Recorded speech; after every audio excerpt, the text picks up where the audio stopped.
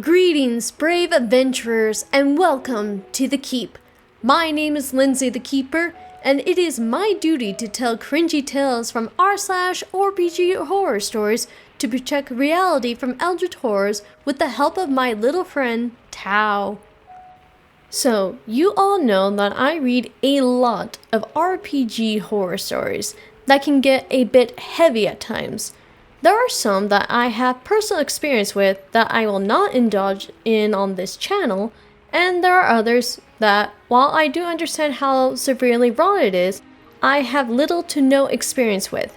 I also want to make it a point that a lot of these stories are usually one of a million chance, but that doesn't mean that every table is like that. A normal table usually has a session 0, a DM is fair and firm on rulings, and the players are able to do things that can put their minds into, and there is barely any metagaming or rules luring around, and if it is, it's not because they are cheating or trying to bend things to their way, it's because we have questions and they happen to know the answer, but it's always above table. Now, in today's story, Opie tells their tale about their first experience with D&D was very traumatic because of one player, but luckily, there is a happy ending to it. Now, sit back, relax, and cuddle up to your favorite Tindril as we dive in on this horror story. Enjoy! Na na na, danger zone. This is written by a user, You'll Probably Hate Me GP, with the title, That Guy Creeps Out a Young Player, and it ends with irreversible trauma. This is the story of how my first D&D experience went, how I became the victim of one man in particular, and how I left and found a group I truly love. I will warn you now, this story gets dark, and I know I should have left years ago, but I was 14 to 17 years old, and my self-esteem was in the gutter, so these friends I had were my world. I was a kid, and it took a full year of reflecting to actually talk about it. Sorry about my grammar or format errors that may be here. So buckle up and get a snack because I have no idea how long this will be. So to start, I've always been vaguely aware of D&D ever since I was a kid. I wasn't interested until I found out that the characters weren't pre-made and you could draw them and make them your own. I was about 14 going into my freshman year of high school when I joined my first D&D group. It was part of the school's gaming club, but we all decided to host it outside of school so we could swear without getting in trouble. At first, it was awesome. I had a blast making my character and interacting with the party. I will admit, my character was a cliché anime knockoff edgelord rogue, but I never let that impact the game. I was going for dark and brooding on the outside, but a sweet guy deep down. That's besides the point because eventually, around November of my freshman year, that guy joined. I'll call him Hal, like the incel from Megamind, because he looked like him. He was a short and stout ginger and looked like he didn't shower for weeks at a time. He was a junior, so 2 years ahead of me and around 16 to 17. At first, he was nice. He had a character set up and balanced the party out well. The problem was him insisting on sitting next to me during the sessions. I didn't mind at first, but he was a smelly teenage boy. I genuinely couldn't stand it, so I distanced myself, trying to arrive later so that I could sit as far away as possible. Also, I was one of the only girls. There were 2 others, one being the DM, but they were dating. I had a feeling he had a crush on me, but as an insecure 14-year-old, I thought I was delusional. Even if he did like me, I didn't like him. I was much more into the junior boy who played a paladin. I don't think I was subtle about my crush on the paladin, who we'll call Lucas, and Hal didn't like that. In person, he'd always be in between me and Lucas, even if he wasn't directly next to me. He always separated us. In-game, my rogue would try to stick with the paladin, one because we role-played well together, and 2 because of my crush. Hal's fighter would constantly put my character in one-on-one RP with him, and after a while, it got annoying. I didn't say anything because I was really enjoying the game, and outside of this, there were no issues. I also want to point out that at this point in the story, when I was 14, I identified as a bisexual girl, but nowadays I identify as agender with an unlabeled sexuality. So when referring to me, don't use she, her, use they, them. Back then, and even now, I play male characters almost exclusively. Hal liked me, and in-game, he would always flirt with my character.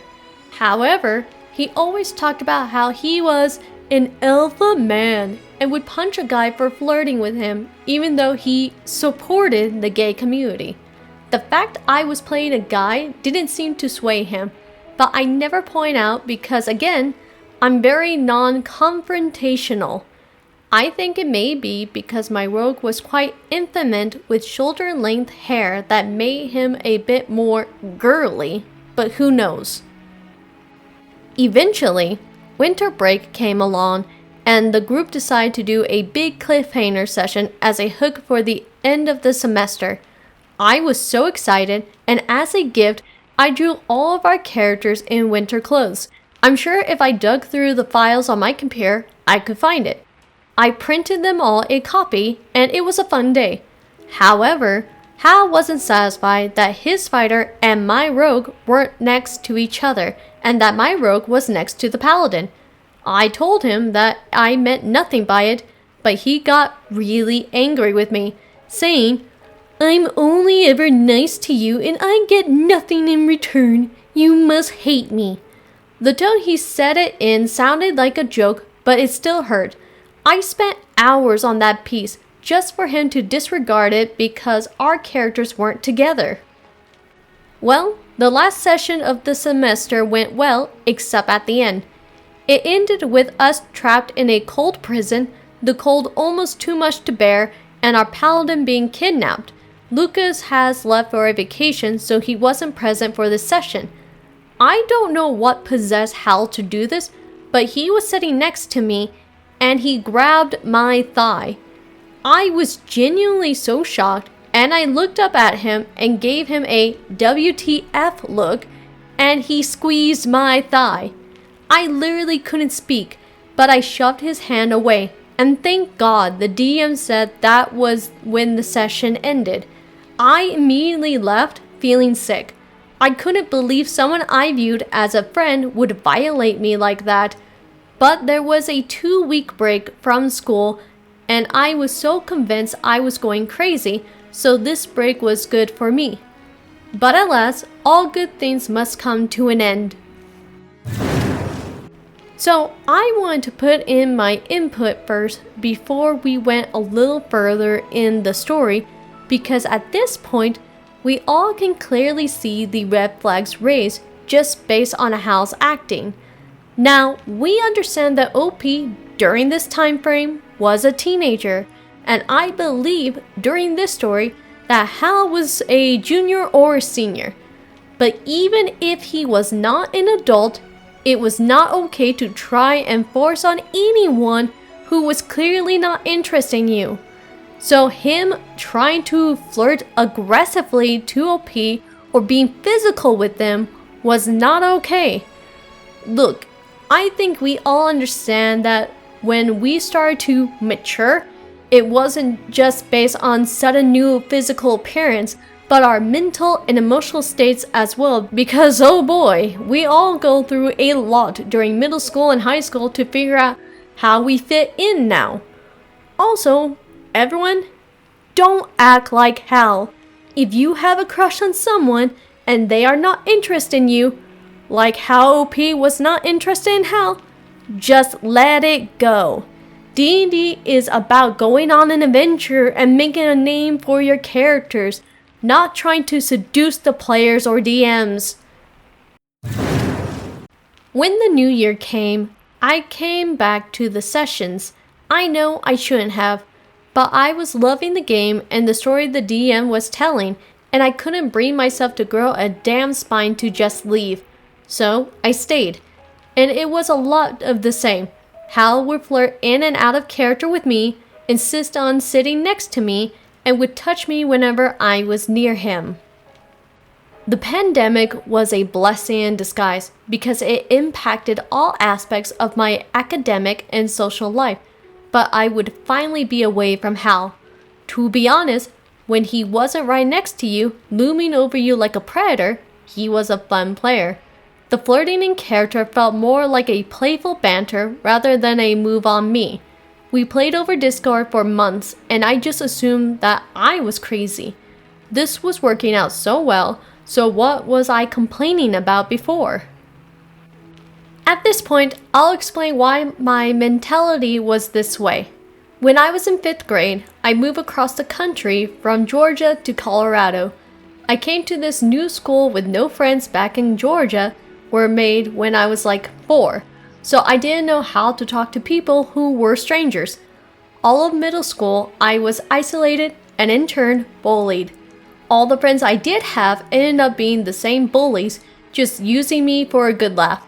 It was back when I wasn't even a teenager, but my self-esteem was never truly recovered. I was made to feel like every problem was my fault. Every issue within the friend group, even quarter falling on the floor, was my fault, and they told me that. I was 12. Because of all that, I always thought that everything was all in my head or a unique problem only I was having. So I convinced Hal wasn't the problem, but me. That's why I was so apprehensive about bringing up my concerns, because I feared a repeat of the years before, being blamed for everything. About a month went by before the next major problem. Hal had turned 17 by this point, and my own birthday was in April.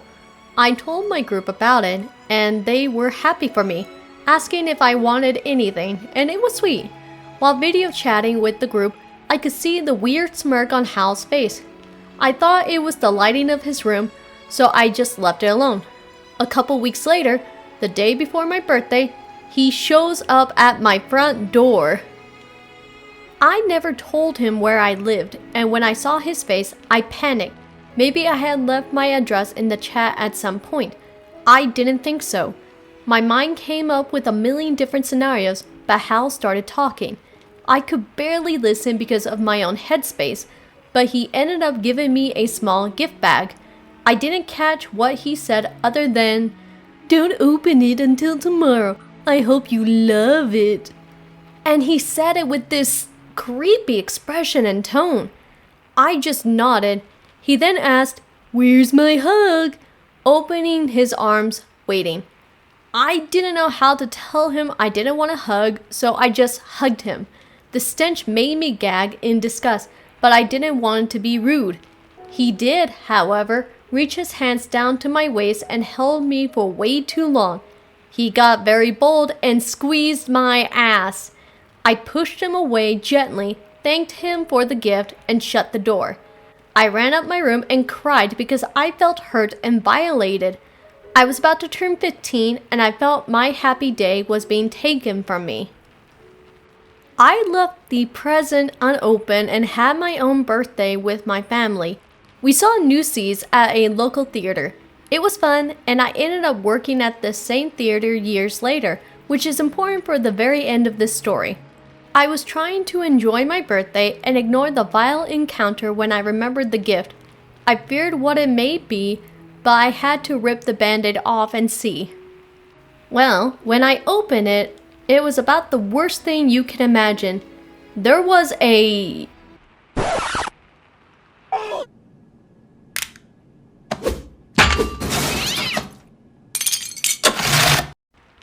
The fuck did I just fucking read? There were lots of sexual items that no 15-year-old should receive, and the cherry on top, he wrote a message that said, "So you think of me, winky face?" And I almost puked. Remind you, I was freshly 15 and he was 17. But my dumb ass self refused to leave the D&D game.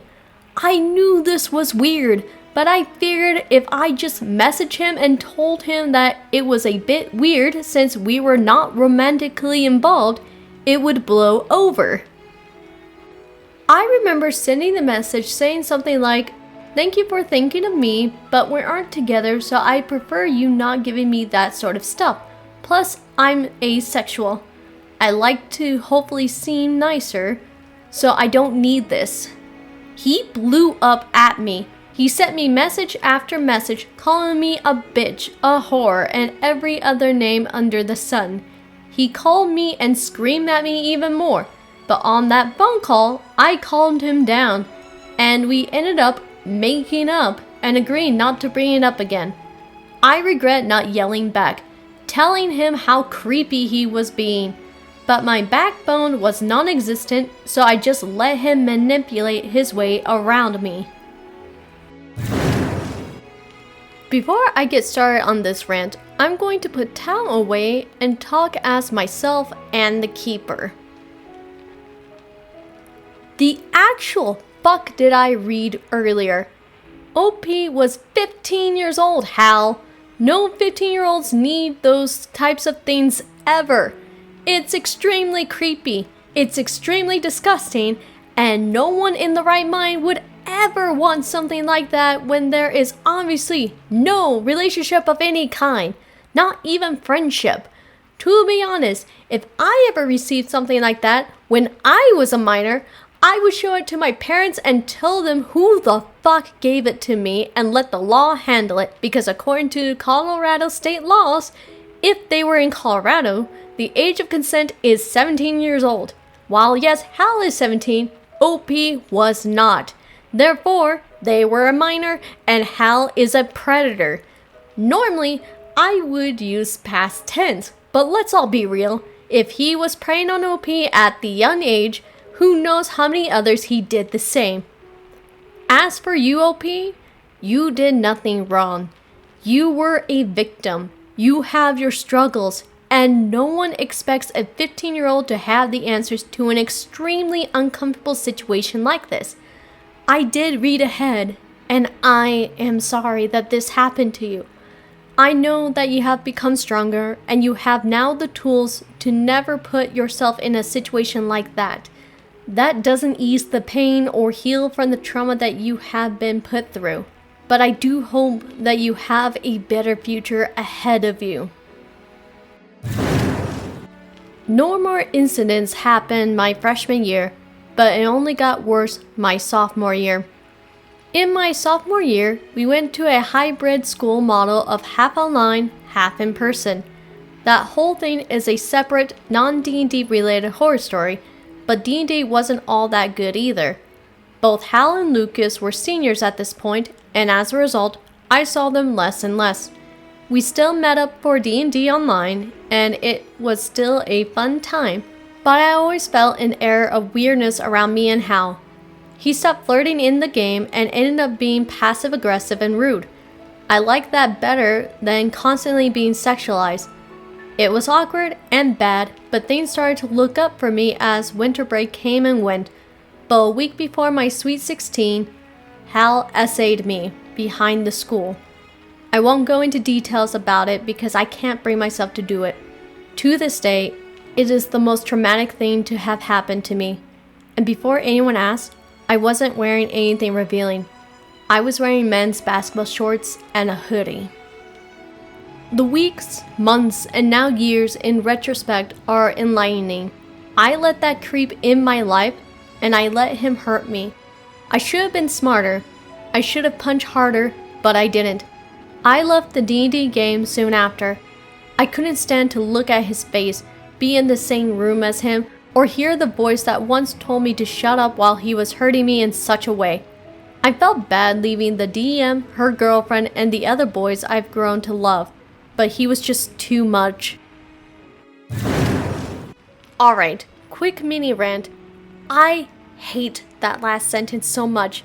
In rape culture, it teaches that it's a woman's job, or non-confirming AFAB people, to not be too revealing, not to be alone, not to drink too much.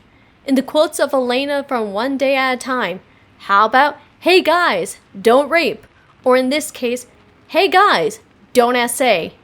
And yes, I know that men and non-confirming AMAB people also deal with this as well. Unfortunately though, no one believes the men when it happens to them, just like it's always the woman's fault for it to happen to them. There is a reason why I am so aggressive when it comes to these stories. I have felt the same emotions as OP has felt, and perhaps might be feeling to this day. It taught me for an extensive amount of time that what happens in situations similar to what happened to OP, it is not your fault. It is never your fault. Never let yourself believe that, and never go down the rabbit hole of, I should have spoken up, I should have been stronger, I should have. It wouldn't change the outcome for monsters like hell at that time. You learn never to let yourself be that vulnerable, and find those who you trust with all of your heart to help you when your days are a bit darker, to bring you back to the light, and remember how strong and how much you grown from that moment. Never let the monsters win. On a lighter note of this rant, if anyone wants some advice on how to #traumatize the men, highly suggest following @caffeinatedkitty, because despite of that hashtag, it works on any creep that doesn't understand that no is a complete sentence. Link to their stuff is down in the description below. Apparently, Hal quit after me, saying he couldn't bear seeing me in the pain. Ironic, isn't it? While at school, he always tried and find me and talk to me, but I avoided him. Eventually, he courted me and yelled at me for ruining his D&D experience. I finally snapped back and yelled back. I yelled about how at first he made me uncomfortable and then actually ended up hurting me. I screamed at him about every single thing I hated about him. Now, outside of D&D, a lot of things were happening academically and I was at risk of failing. I couldn't let this man hinder my ability to pass, so I shut down, locked everyone out, and focused on work. I did pass, barely, and Hal graduated. What became of the D&D group was its own falling out within itself, and not my story to tell. But the short version is that they all fell out, the DM and her girlfriend broke up, and other stuff. I didn't have the emotional strength to care. I was so traumatized and in so much pain. My senior year, I barely remember it. School was mostly back to normal. I got a couple of relationships that didn't go anywhere, but my parents definitely noticed a change. Again, it's a very long story, but I switched schools during my senior year to get away from the trauma of that school. Honestly, I wish that high school would burn down because it was the worst. It's really hard to write this and keep it together, and I don't know how bad the word vomit is. Please understand. Well, while I was in my senior year, I got a job. I got a job at the same theater I had my 15th birthday party at. And that group of coworkers were the best thing to happen to me. I was happy. For the first time in years, I remember what true happiness was. And the best part? Lucas worked there. My crush on him had long faded, but I still thought he was the best. Well, D&D was brought up while everyone was chilling in the break room, and I mentioned how traumatic my first D&D experience was, forgetting that Lucas was in the room. He asked me what I meant because from his memory, it was wonderful. I told him a watered-down version of what happened, leaving out the essay, and basically just saying, Hal creeps me out. Lucas groaned and immediately ranted about how uncomfortable Hal made him. For context, Lucas was a volleyball player, so he is very tall and very strong, and Hal was a pudgy greaseball, and yet Lucas felt like Hal was dangerous. I basically confirmed his suspicions, and later that day, I DM'd him on Instagram telling him the whole story. He felt horrible that he didn't say anything and didn't do more. Apparently he talked to the DM and Hal multiple times, but his behavior worsened over time. It's all behind me now, and I don't blame him. We were dumb teenagers after all. Lucas ended up hooking me up with his girlfriend, who was a therapist that specialized in sexual trauma. I still talk to this therapist now, and she's really helped me heal from the trauma of Hal. But it's not all sunshine and rainbows. There's one more shit cherry on top of this shit sundae. While I was working one day, I was bringing food to a table. It was a dinner theater, so the food was given and eaten before the show, then desserts towards intermission. I was bringing this table the food, and my stomach dropped when I saw him. Hal was sitting there, invading my safe space. I'm convinced he stalked my Instagram to see where I worked even after I blocked him on everything. I don't think he recognized me, as I cut my hair, got my braces off, and learned how to use makeup, so I looked different. I had also changed my name at this point, but it still didn't change the fact I was shaking while going into the kitchen. Thank God Lucas was the head buster that night. We were short-staffed, so he couldn't send me home, so he switched sections with me so I would be far away from him. According to Lucas, Hal asked where I was and wanted to talk, and he just sort of ignored him. Lucas then said, "No one by that name works here." Which is true, because my name is different now, and I thank Lucas every day for protecting me. Apparently, word got around the waitstaff that a predator was in the audience of the show, so some drinks got accidentally spilled on him. When the managers were informed, his email was pinged, so if he ever tried to get tickets to another show, the website would give him an error and he wouldn't be able to. They went above and beyond. Sadly, I am moving away in less than a month, so I quit the job. I do miss it every day though. Before I quit, Lucas asked if I wanted to try D&D for a bit. Even with all the trauma, I missed the game, so I said yes. He DM'd a short campaign where I played a wizard, and I learned that it was my favorite class to play. He was an amazing DM, and my other co-workers joined in the game too. The campaign had no problems, and I wish I could have finished it, but again, I'm moving away for college. I actually just came back from visiting the college, and the gaming club there gave me all of their information, so apparently I've joined the club at my college already, lol. So, this story has a happy ending, I guess. I'm in a much better place, moving on from my trauma, but Hal never really got punished for what he did to me. I hope he rots wherever he is, and I'm glad I'm moving far away from him. Thank you for reading. Writing this out was quite therapeutic, and a special thanks to Lucas who helped me. I know you frequent this subreddit. TLDR, a creep in my D&D group stalked me, gave me sex toys, and then essayed me before I left my old D&D group. I am okay now. Edit. Thank you to the people in the comments. You don't know how much it means to me to know I wasn't crazy and that it wasn't my fault. I still have that feeling of guilt, but having so many people tell me otherwise is helping. Thank you so much. End of story. Opie, I am glad that you are doing so much better, and I hope you are having an amazing adventure with your gaming group. Lucas, if you stumble on this channel, shout out to you for being an awesome friend to OP. I also hope that you and your girlfriend are doing well and happy futures in both in and out of game.